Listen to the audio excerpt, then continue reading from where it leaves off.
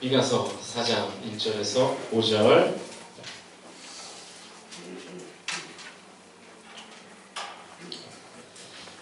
한 절 한 절 교대로 읽죠.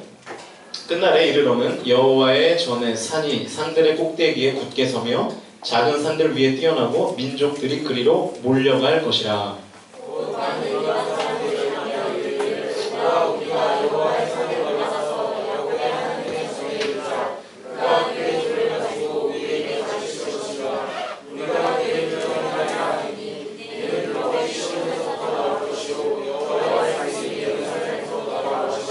그가 많은 민족들 사이에 이를 심판하시며 먼 곳 강한 이방 사람을 판결하시리니 무리가 그 칼을 쳐서 보습을 만들고 창을 쳐서 낫을 만들 것이며 이 나라와 저 나라가 다시는 칼을 들고 서로 치지 아니하며 다시는 전쟁을 연습하지 아니하고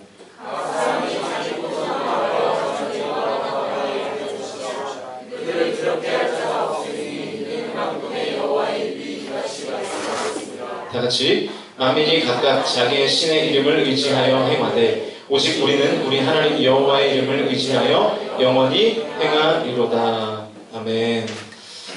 예, 오늘은 썸 타지 말라 하나님과는 이라는 제목으로, 다소 경박하죠 제목이. 이런 제목으로 하나님 말씀 증거하도록 하겠습니다. 오늘은 미가서 9번째 시간입니다. 오늘부터 이제 미가서 4장이 시작되는데 우리가 지난주에 봤던 3장은 이런 말씀으로 끝나고 있어요. 3장 12절을 보십시오. 이러므로 너희로 말미암아 시온은 갈아엎은 밭이 되고 예루살렘은 무더기가 되고 성전에 사는 수풀의 높은 곳이 되리라. 이런 말씀으로 3장이 끝나고 있어요. 제가 지난주에 시온과 예루살렘은 같은 말이다 그렇게 얘기했습니다. 성전을 의미하는 같은 단어가 시온과 예루살렘. 그러니까 지금으로 말하면 교회를 말할 수 있겠죠. 교회. 시온과 예루살렘은 뭡니까? 교회라는 건물을 말하고 있는 것이죠. 그런데 지금 그 시온이 어떻게 된다는 거예요? 갈아엎은 밭이 되고 예루살렘은 무더기가 되고 성전에 사는 수풀의 높은 곳이 되리라 그랬습니다. 그러니까 성전이 완전히 무너지게 된다. 이들에게는, 이 당시의 유대 백성들에게는요, 성전이 무너진다는 것은 상상도 할 수 없는 일이었습니다. 하나님의 성전을 무너뜨리는 이유가, 하나님의 성전이 무너지는 이유가 사실은 자기 자신들 때문인데 그들은 성전이 무너지는 것을 상상도 해본 일이 없었다라는 것입니다. 자신들의 죄와 불신앙 때문에 성전이 무너지는 것도 모르고 어떻게 하나님의 성전이 무너지냐, 그런 일은 있을 수 없다, 이런 생각을 가지고 있었던 것이죠. 그러니까 사실 유다 백성들이 믿은 것은 하나님이 아니라 뭐였냐면 성전을 믿었어요. 무슨 얘기인지 아시겠습니까? 하나님의 성전에 임하시는 하나님을 믿은 것이 아니라 성전을 믿었습니다. 성전이라는 건물을 믿은 것이죠. 그러니까 지금 우리의 상황으로 말하면 하나님을 믿은 것이 아니라, 아주 다이렉트로 얘기하면, 아주 쉽게 얘기하면 주일 성수와 11조를 믿은 거예요. 여러분, 하나님을 믿으면 주일 성수하고 하나님을 믿으면 11조를 하는 것, 그거 마땅하고 당연한 일이겠죠. 그런데 반대로 생각해보면 주일 성수와 11조만 하면 그 사람의 신앙이 건강한가? 그거는 그럴 수도 있고 아닐 수도 있다라는 것이죠. 전혀 아닐 수도 있어요. 실제로 여러분의 주변에 그런 분들 많이 보시죠. 주일 성수해요. 헌금도 합니다. 그런데 그 사람의 깊은 내면에 있는 신앙을 들여다보면 어떻습니까? 그 안에 불신앙적인, 어쩌면 전혀 하나님을 믿는 것 같지 않은 삶을 사는 사람들이 굉장히 많다는 것입니다. 주일날 교회에 오고 교회 헌금 내는 것을 내 신앙생활의 전부인 양 살아가는 것은 잘못되어도 많이 잘못되어 있다는 것이죠. 하나님을 제대로 믿으면 당연히 주일 성수 하겠죠. 하나님을 제대로 믿으면 당연히 11조하고 헌금도 하겠죠. 왜 그렇죠? 그 일들이 가능한 이유는 둘 다 하나님이 우리에게 요구한 것이기 때문에 그렇습니다. 하나님을 제대로 믿고 하나님을 사랑하면 그 사랑의 표현으로 주일 성수도 하고 그 사랑의 표현으로 11조도 하는 것은 너무나 자연스러운 일이에요. 그런데 거꾸로 주일 성수하고 11조 한다고 해서 그 사람이 하나님을 사랑하고 건강한 믿음을 가지고 있는가? 그것은 그렇지 않을 수도 있다는 것입니다. 점검해 봐야 된다는 거예요. 여러분 그렇다고 또 반대의 경우를 또 생각하시면 안 됩니다. 나는 하나님을 정말로 사랑하는데 그냥 주일 성수만 안 할 뿐이야. 하나님을 정말로 사랑하는데 헌금만 안 할 뿐이야 라는 신앙도 잘못된 거예요? 잘 된 거예요? 당연히 그건 말도 안 되는 일이죠. 가짜일 가능성이 많죠. 그런데 지금 유다 백성들이 그랬다고요. 성전에 대한 믿음은 있었어요. 성전에 헌금도 냈습니다. 안식일이 되면 여호와의 전에 올라가서 예배도 드렸습니다. 그런데 성전 자체를 믿었지 성전에 임하시는 하나님을 믿진 않았어요. 왜냐? 그들의 삶이 신앙적이지 않았다는 증거를 볼 때 우리는 그것을 알 수 있죠. 주일 성수는 하고 11조는 하는데 그 사람의 삶이 하나님을 믿는 사람으로서의 삶이 아니라면 주일 성수와 11조가 오히려 우상이 된 거죠. 지금 유다 백성들에게 성전이 우상이 된 것처럼 그래서 하나님이 3장 12절에서 삶은 전혀 새로워지지 않은 채 성전만을 우상시하는 그들을 향해서 너희들 그토록 우상처럼 섬기는 그 성전이 너희들의 죄와 허물 때문에 무너지게 될 것이라는 말씀을 3장 12절에서 하고 있는 겁니다. 그러면 성전이 무너지면 다 끝나느냐? 우리는 어떻게 되느냐? 심판받고 끝나느냐? 당연히 그게 아니죠. 우리가 꼭 아셔야 될 게 뭐냐면 하나님의 뜻은 축복이지 심판에서 끝나지 않는다는 것입니다. 하나님의 결론은 절대로 심판에서 끝나지 않습니다. 몸에 있는 병균을 제거해야 건강해지기 때문에 병균을 도려내는 아픔을 허용하는 것이지 절대로 하나님의 결론은 심판이 아니라 뭐라고요? 축복이라는 것입니다. 그래서 오늘 본문 4장 1절을 보시면 이런 말씀이 나와 있습니다. 끝날에 이르러는 여호와의 전에 산이 산들의 꼭대기에 굳게 서며 작은 산들 위에 뛰어나고 민족들이 그리로 몰려갈 것이다. 자, 성전이 무너졌습니다. 그럼 끝입니까? 그게 아니라 유다 백성들이 우상처럼 여기는 성전이 무너지면 끝나느냐? 절대로 그렇지 않고 1절에서 뭐라고 말씀하십니까? 여호와의 전에 산이 산들의 꼭대기에 굳게 서고 민족들이 그리로 몰려가게 될 것이다. 무슨 얘기입니까? 다시 성전이 제대로 된 성전이 건축되게 될 것이다. 너희들이 우상처럼 섬기던 그 성전은 무너지지만 절대로 거기서 끝나지 않고 새 예루살렘, 새 시온이 건축되게 될 것이다. 이것이 4장 1절의 말씀입니다. 그리고 그 새로 건축된 여호와의 전에 진정한 하나님의 성전에 민족들이 그리로 몰려들게 될 것이다. 소망의 메시지를 4장 1절에서 선포하고 있는 것입니다. 심판에서 끝나는 것이 아니라 다시금 축복의 메시지를 미가 선지자가 유다 백성들에게 전하고 있는 것이죠. 자, 이제 여기서부터가 중요한데 민족들이 우상적인 성전이 아닌 진짜 여호와의 전으로 올라가는데 그 민족들이 어떤 사람인지가 중요합니다. 2절을 보십시오. 2절. 우리 2절을 함께 큰 목소리로 읽어봅시다. 2절 시작. 많은 이방 사람들이 가며 이르기를 오라 우리가 여호와의 산에 올라가서 야곱의 하나님의 전에 있자 그가 그의 돌을 가지고 우리에게 가르치실 것이니라. 우리가 그의 길로 행하려나 하니 이는 율법이 시온에서부터 나올 것이요 여호와의 말씀이 예루살렘에서부터 나올 것입니다. 자, 민족들이 여호와의 전에 올라가는데 그 민족들은 어떤 사람들입니까? 이방 사람들. 하나님께 택함받은 유다 백성들이 새로 건축된 여호와의 전에 올라가는 것이 아니라 전혀 하나님을 모르던 이방 사람들이 그 성전으로 올라가게 될 것이다. 여러분 실제로 이 일은 일어났습니다. 신약 성경에서 로마서를 보면 이방인의 사도라고 불리는 사도 바울이 유다 백성들을 향해서 통탄하는 장면이 나와요. 너희들 하나님의 택함받은 민족이 왜 그렇게 하나님의 말씀을 제대로 붙들지 않고 사느냐. 지금 이방 사람들은 하나님의 복음을 듣고 변화되고 그들의 삶이 날마다 새로워지는데 당신네들은 왜 그렇게 여전히 그 정체한 가운데 살아가느냐. 그렇게 통탄하는 사도 바울의 메시지가 나와요. 실제로 이 일들이 성취되었습니다. 실제로 유다 백성들과 이방인들의 자리가 바뀌어버린 것입니다. 지금 이전의 상황을 보면 지금 전세가 완전히 역전된 상황입니다. 하나님이 선택한 사람들은 유대인이었습니다. 그런데 지금 진짜 성전, 하나님의 능력과 주님의 권능이 머무는 진짜 성전에는 진정한 복과 기쁨을 누리는 사람들이 누구냐면은 유대의 사람들이 아니라 이방 사람들이었다는 것입니다. 왜 그렇죠? 왜 이방 사람들이 하나님의 진정한 축복과 기쁨을 누리는 사람들이 오래전부터 하나님을 믿고 섬기던 유다 백성들이 아니라 이방 사람들이었는가? 2절에 답이 나와 있어요. 끝에 보니까 그가 그의 도를 가지고 우리에게 가르치실 것이니라. 우리가 뭐 한다고요? 그의 길로 행하니라. 하나님께 선택받은 유다 백성들은 성전에 들락날락하는 것으로 하나님을 믿는 백성으로서의 삶을 다 살고 있다고 생각했어요. 성전이 우상이 된 거죠. 그러면서 정치인들은 백성들을 괴롭혀서 돈을 뜯어내고 하나님의 말씀을 전하는 선지자와 예언자는 자기를 배부르게 하는 사람들에게는 축복의 메시지를, 자기를 배부르지 못하게 하는 사람들에게는 저주의 메시지를 선포하면서 전혀 하나님의 뜻과는 다르게 살았습니다. 저는 유다 백성들을 하나님의 입장에서 좀 생각해 보니까 이 노래가 떠오르더라고요. 그래서 오늘 본문을 이렇게, 오늘 설교의 제목을 이렇게 잡았습니다.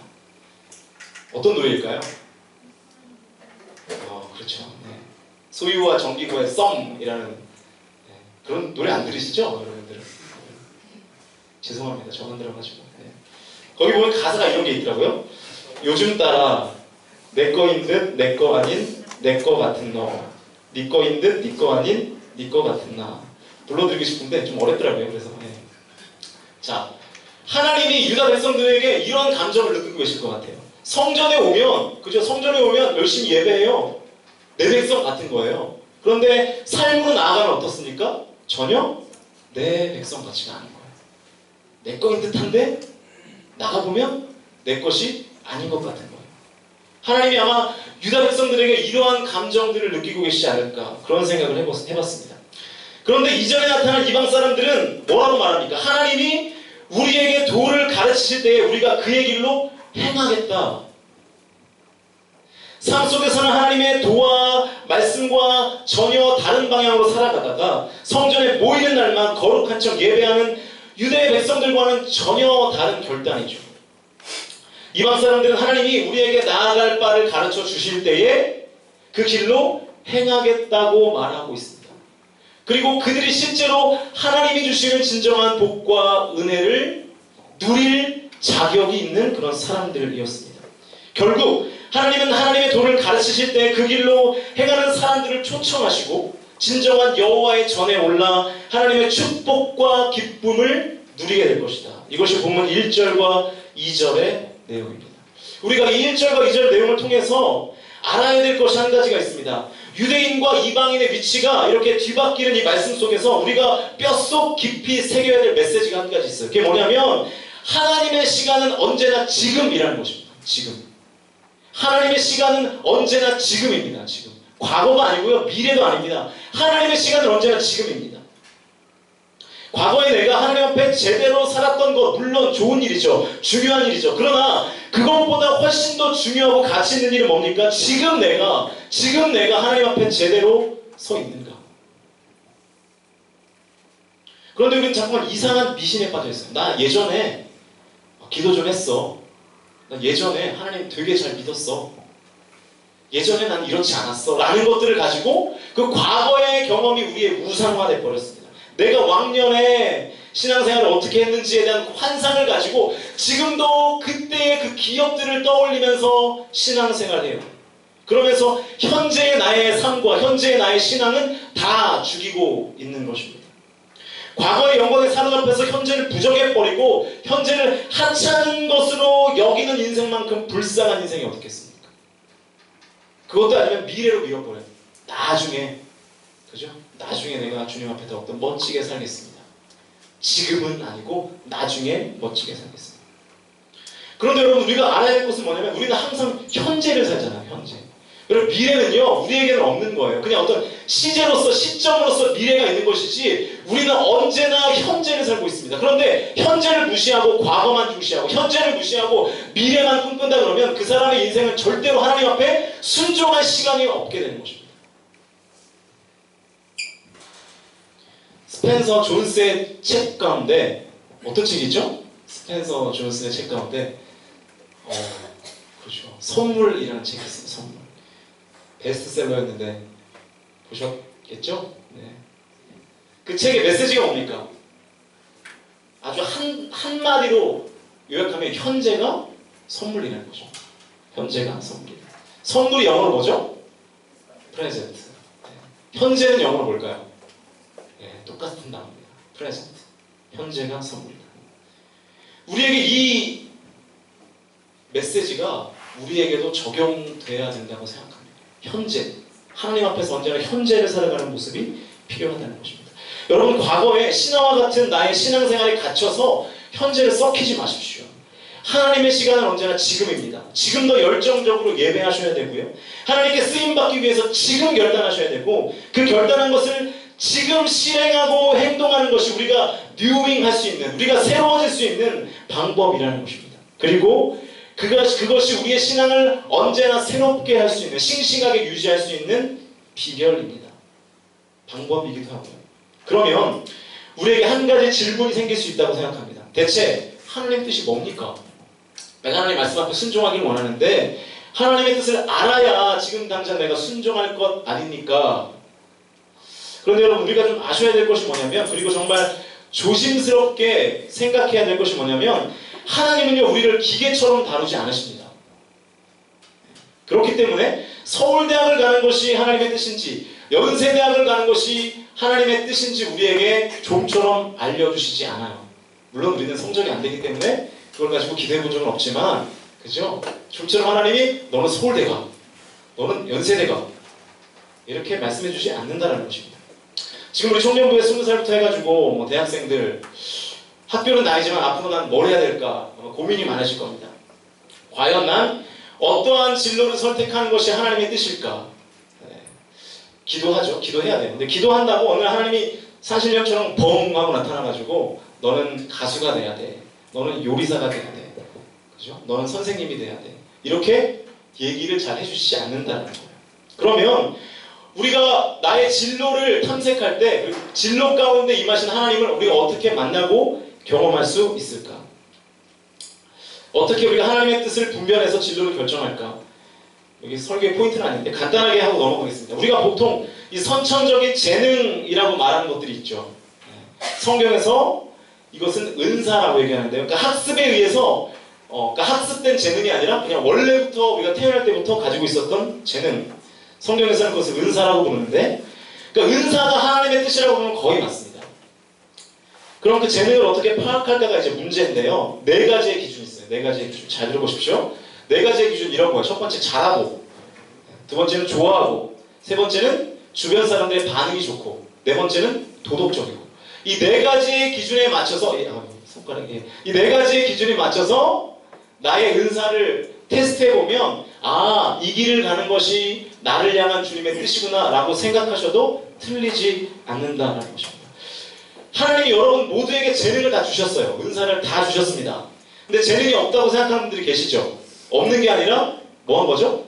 아직 발견을 하지 못한 것 뿐입니다. 분명히 다 주셨습니다. 그런데 그래서 여러분에게는 다 잘하는 것이 있다고요. 특별히 이 제대로 배우지도 않았는데 이상하게 잘 되는 것들이 있습니다. 그거를 해야 되는 거예요. 그런데 잘하기는 하는데 이상하게 재미는 없는 것들이 있어요. 예를 들어서 미술을 잘하는데 난 미술이 재미가 없어. 그럼 그건 은사일까요? 아닐까요? 은사가 아닐 가능성이 많습니다.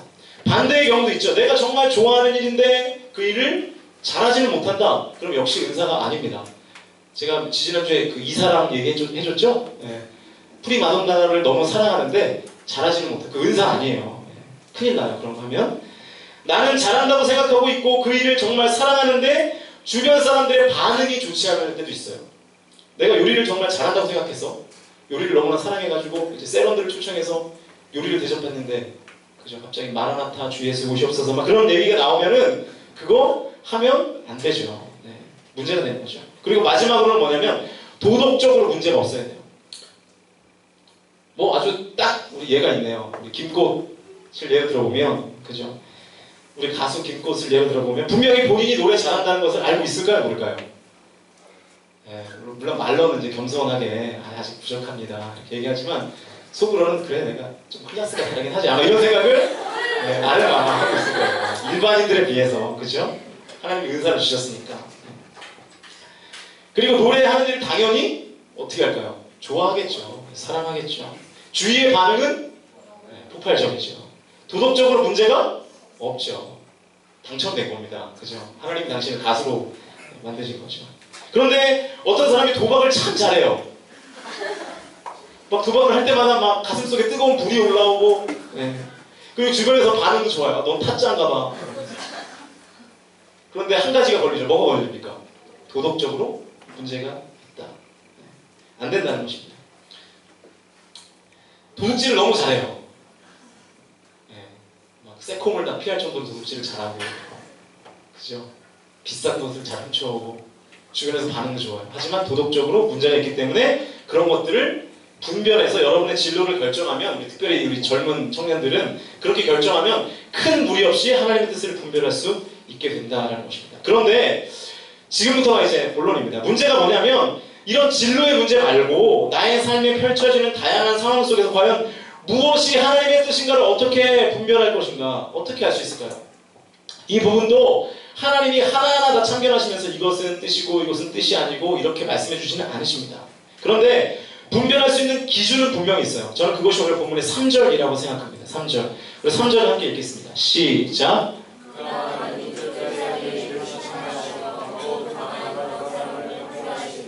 우리가 그 칼을 쳐서 보습을 만들고 낫을 만들 것이며 이 나라와 저 나라가 다시는 칼을 들고 서로 치지 아니하며 다시는 전쟁을 연습하지 아니하고 그랬습니다. 자, 1절에서 우상적 성전이 무너지고 진짜 여호와의 새 예루살렘이 새로 건설되고 2절에서 이방인들 그 여호와의 전에 올라 주님의 도를 배우고 그 길로 행하면 3절에서 어떤 일이 벌어진다고 말씀하고 있습니까?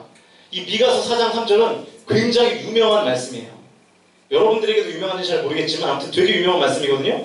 3절 앞부분을 보니까 하나님이 심판하시고 판결을 하시는데 여기서부터가 중요합니다. 우리가 칼을 쳐서 보습을 만들고 창을 쳐서 낫을 만들 것이며 이 나라와 저 나라가 다시는 칼을 들고 서로 치지 아니하며 다시는 전쟁을 연습하지 아니하고. 지금 어떠한 무드가 흐르는지 아시겠죠? 무슨 뜻인지 대충은 알겠는데 정확히는 모르겠으니까 제가 다른 번역을 한번 읽어드릴게요. 주께서 민족들 사이의 분쟁을 판결하시고 원근 각처에 있는 열강 사이의 갈등을 해결하실 것이니 나라마다 칼을 쳐서 보습을 만들고 창을 쳐서 낫을 만들 것이며 나라와 나라가 칼을 들고 서로를 치지 않을 것이며 다시는 군사훈련도 하지 않을 것이다. 모르는 단어가 나오죠. 칼을 쳐서 보습을 만든다. 칼은 아시겠고 보습은 쟁기를 말하는 거예요. 쟁기. 농기구 중에 쟁기. 네. 창을 쳐서 낫을 만든다. 이게 뭐 어려운 거 없죠? 그러면 3절에서 강조하는 이미지가 뭡니까? 분쟁과 갈등을 해결하고 전쟁에서 쓰던 칼과 창을 녹여서 농사 지을 때 쓰는 쟁기와 낫을 만드는 날이 올 것이다. 무슨 말이에요? 평화가 온다는 거예요. 평화가. 전쟁이 그치고 평화가 오게 될 것이다. 샬롬이 임하게 될 것이다. 정리하면 우상적 성전이 무너지고 주님의 진짜 성전이 건설되어서 그곳에서 하나님의 도가, 하나님의 말씀이 선포되고 그 말씀을 따르는 자들이 경험하게 될 결과가 무엇이냐면 평화입니다. 샬롬입니다. 자, 그러면 내가 결정하고 내가 하려고 하는 일들이 하나님의 뜻인가, 하나님의 뜻이 아닌가를 결정하는 기준 한 가지가 나오죠. 그게 뭐냐면 샬롬이에요. 평화입니다. 제가 좀 전에 미가서 4장 3절 말씀이 유명한 말씀이라고 했는데 이 말씀이 유명해진 이유 중에 하나는 그 뉴욕에 가면 UN 본부가 있어요. 가봤냐? 가보진 않았지만 아무튼 UN 본부가 있어요. UN이 하는 일이 뭐죠? 세계 평화에 기여하는 단체잖아요.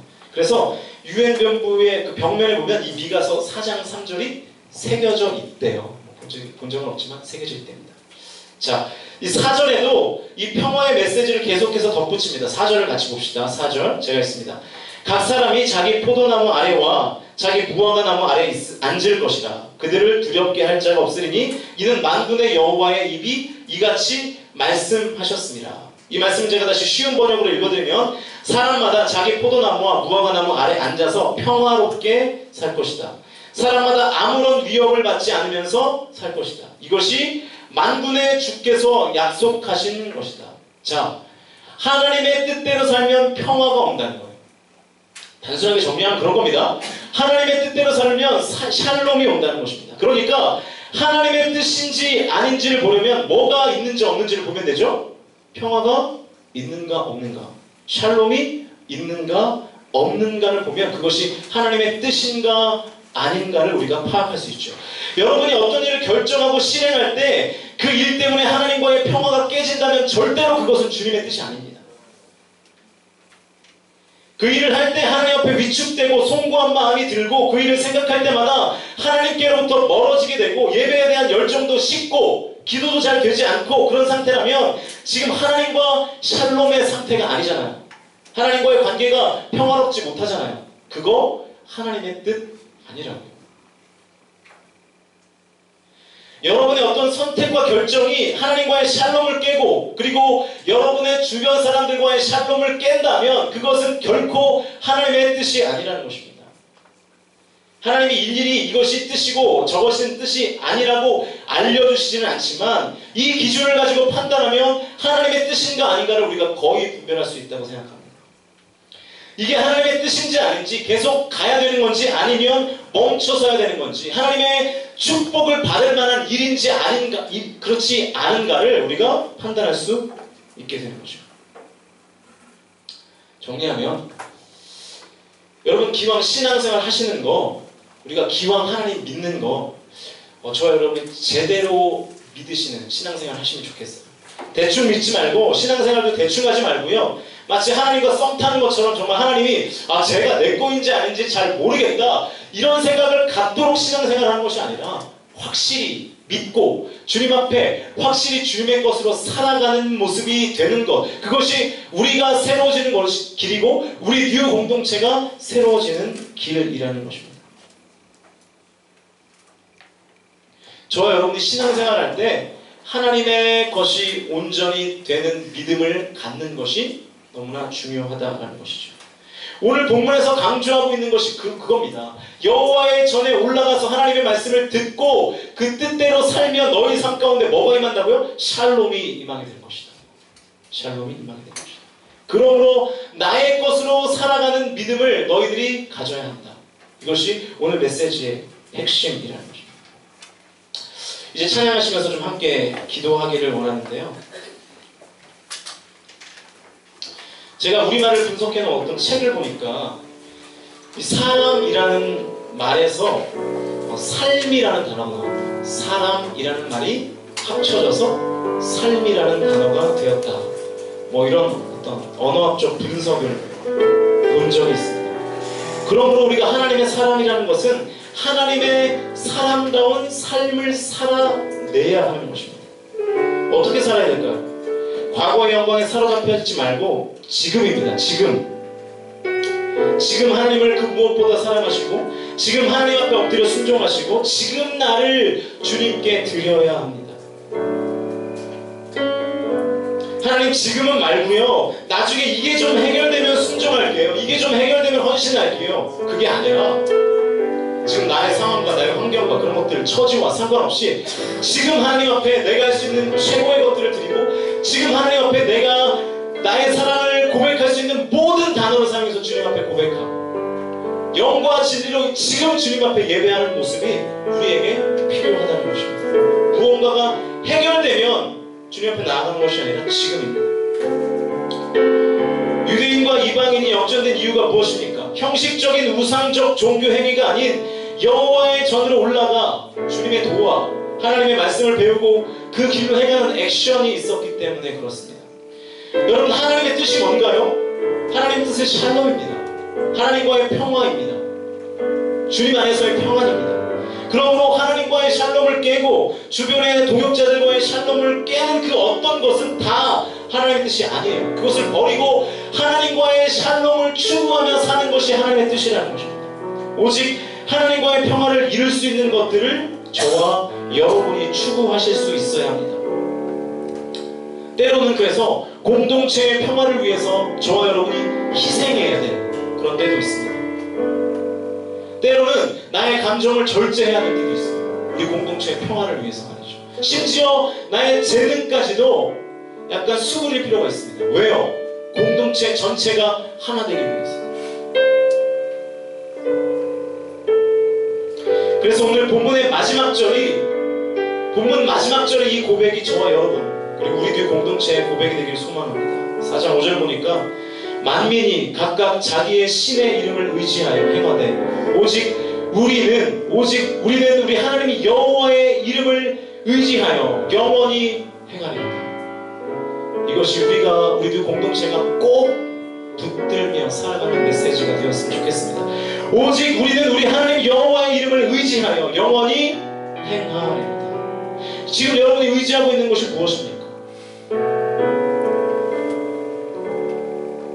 하나님, 오직 우리는 우리 하나님 여호와의 이름을 의지하며 영원히 행하겠습니다. 오직 나는 주님의 이름을 의지하며 영원히 행하겠습니다. 오직 우리 교회 공동체는 주님의 이름을 의지하며 영원히 행하겠습니다. 하나님, 고백이 저와 여러분이 함께 고백하는 고백이 되기를 소망합니다. 이제 우리 함께 찬양하시면서 기도하시죠.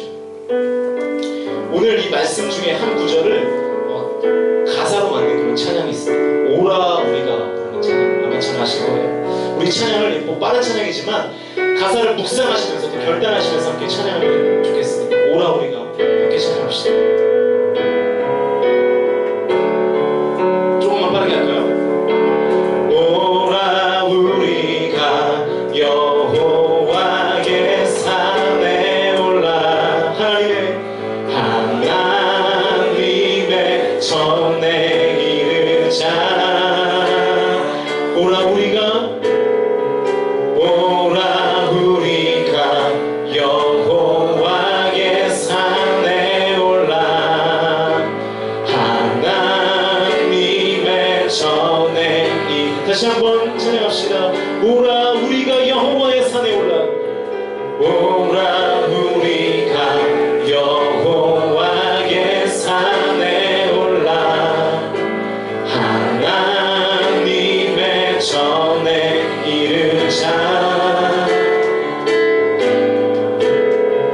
오라 우리가 여호와의 산에 올라 하나님의 전에 이르자. 주님의 도를 배우고 주님의 도를 배우고 주님의 길로 행하리. 이는 율법이 시온에서 나오고 주의 말씀은 예루살렘에서. 다시 한번 결단하시면서 오라 우리가 여호와의 산에 올라 하나님의 전에 이르자.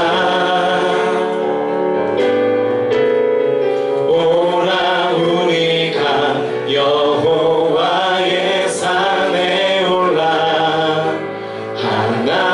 하나님의 전에 이르자. 주님의 도를 배우고 주님의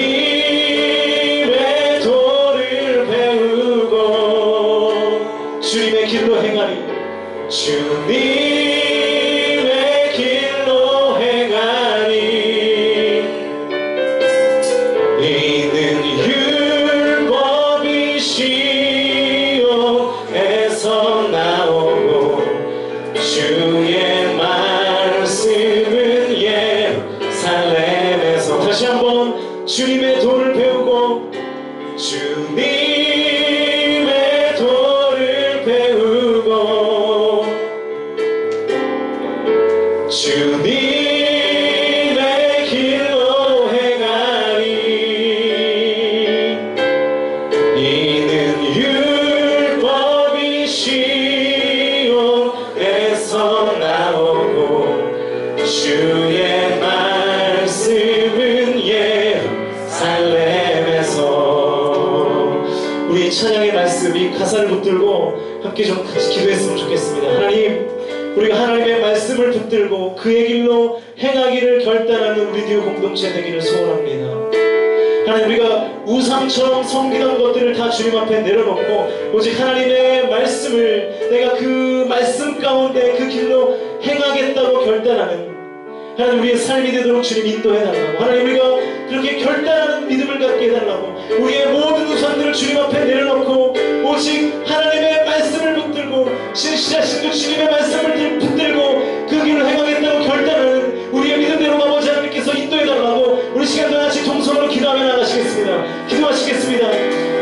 살아계신 아버지 하나님, 우리 가운데 인도하여 주시옵소서.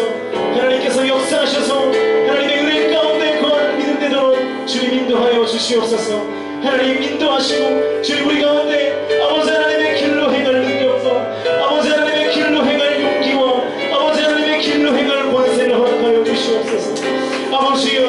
아버지여 우리 가운데 주의 말씀 가운데 살아갈 힘과 능력과 용기를 허락하여 주시옵소서. 주님의 도를 외우고 주님의 길로 행하겠다고 하나님 결단하며 나아가는 우리의 믿음대로 주여 역사하여 주시옵소서. 하나님 아버지 하나님, 우리가 주의 도를 외우고 그의 길로 행해야 우리가 새로워지고 하나님의 말씀 앞에 우리가 개혁되어지며 우리가 진정 주님이 주시는 참 기쁨과 은혜를 누리며 나아가게 될 줄로 믿사오니 아버지 하나님 저 시골에 가운데 함께하여 주시옵소서.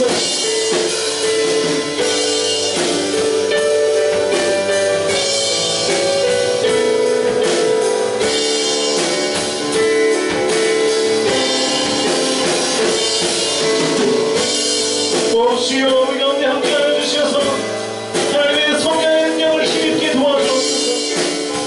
하나님의 은혜를 힘있게 도와주시옵소서. 그래서 우리가 온전히 아버지 우리의 삶의 우선순위가 뒤바뀌지 않고 하나님 우리가 먼저 주님을 믿는 것에 만족하며 우리의 신앙이 언제부터 화통파되어지고 부산하되어지는 삶 가운데 하나님 그 모든 것들을 내놓고 우리 주의 말씀을 끌고 하나님의 권능 앞에 보는 우리의 믿음과 우리의 신앙이 될 수 있도록 주여 역사하여 주시옵소서. 하나님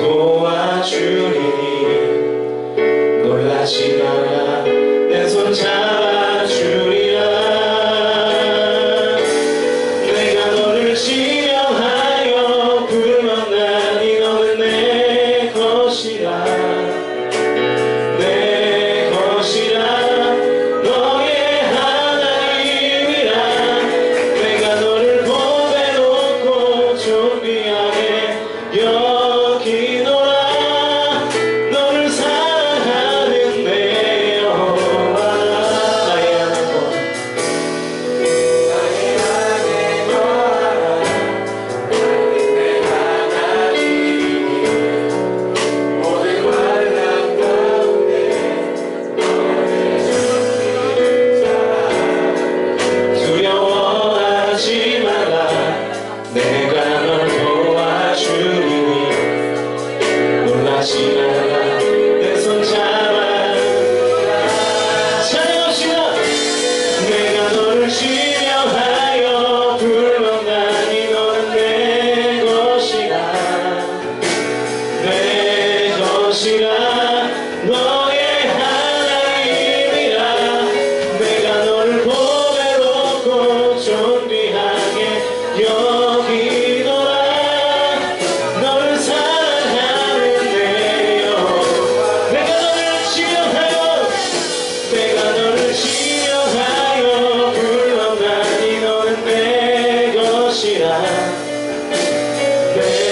것이라 너의 하나님이라 내가 너를 보배롭고 존귀하게 여기노라 너를 사랑하는데 다시 한번 찬양합시다. 내가 너를 지명하여 내가 너를 지명하여 불렀나니 너는 내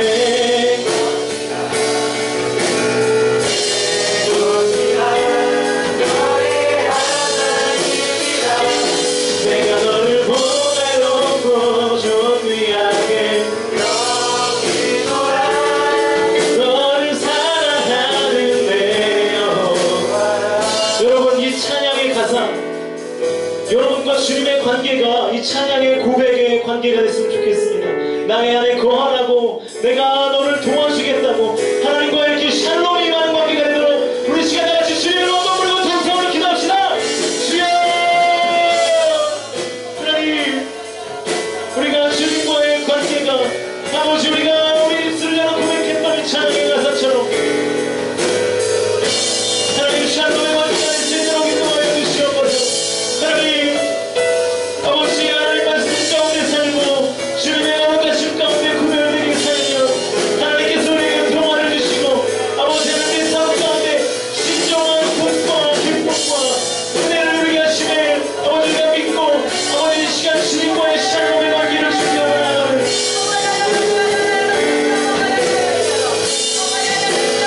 하나님 인도하여 주시옵소서. 하나님 우리 공동체가 아버지 하나님께서 허락하시는 샬롬이 원합니다. 주님께서 주시는 평화가 있기 원합니다. 하나님 이 공동체 한 명 한 명이 하나님 주시는 샬롬 가운데 머무르기 원합니다. 어떠한 인간적인 만족과 하나님 작은 어떤 쾌락이 아니라 아버지 목마르지 않는 아버지 하나님의 영원한 은혜의 승리를 경험합니다. 진정한 샬롬을 경험하는 하나님 우리 공동체 모두가 될 수 있도록 주여 역사하시고 인도하여 주시옵소서. 아버지 하나님 아버지 하나님 하나님 우리 샬롬을 방해하는 것들이 있다면 이 시간 나사렛 예수 그리스도의 이름을 명하노니 그 모든 것들을 떠나가서 오직 주님과의 샬롬의 관계가 우리 안에 거저가도록 주옵소서.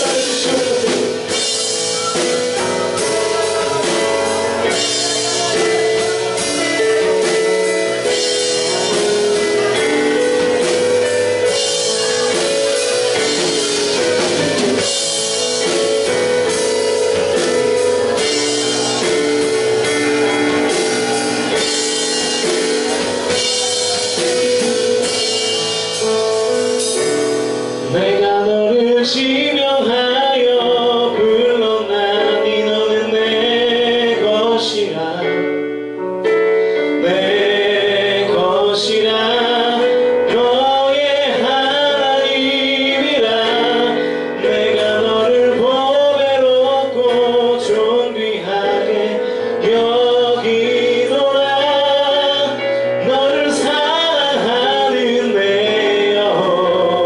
내가 너를 지명하여 내가 너를 지명하여 불렀나니 너는 내 것이라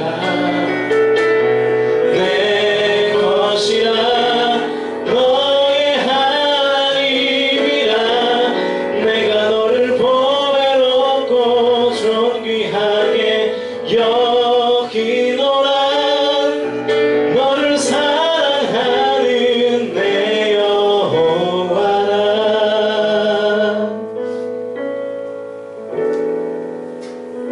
하나님 우리가 하나님이 주시는 참된 기쁨과 은혜를 경험하며 살기를 소원합니다. 어떠한 작은 기술들을 사용해서 잠깐의 쾌락을 쫓는 것이 아니라 영원히 목마르지 않는 그 아버지 하나님의 생수와 같은 것들이 우리 삶 가운데에도 허락되기를 원합니다. 아버지 하나님께서 함께하여 주셔서 정말로 주님과의 평화의 관계가 되도록 아버지 하나님 인도하여 주시고 우리의 삶 가운데 하나님의 샬롬이 충만하게 임하여 하나님의 통치와 주님의 은혜 가운데 하루하루를 살아가는 우리 뉴 공동체의 모든 청년들 될 수 있도록 하나님 인도하여 주시옵소서. 하나님 두려워하고 있는 자들이 있지 않습니까? 지친 자들이 있지 않습니까? 마음이 가난하고 무언가에 쫓기며 살아가는 하나님 아버지의 백성들이 있지 않습니까? 이 시간 주님께서 그들 가운데 찾아가셔서 하나님의 샬롬을 명하여 주시고 삶 가운데 임하시는 충만하신 은혜가 그들 가운데 거할 수 있도록 아버지 하나님 인도하여 주시옵소서. 하나님께서 그렇게 우리를 부르실 때에 하나님의 부르심에 온전히 응답하는 우리 공동체 될 수 있도록 주님 함께하여 주시고 하나님의 샬롬을 깨는 것들을 주님 앞에 온전히 내려놓고 나의 주인 되신 주님을 쫓고 온전히 내가 주님의 것이 되겠다고 고백하는 우리 공동체 모든 지체들의 삶과 신앙 될 수 있도록 주님 함께하여 주시옵소서. 감사드리며 예수 그리스도의 이름으로 간절히 기도하옵나이다.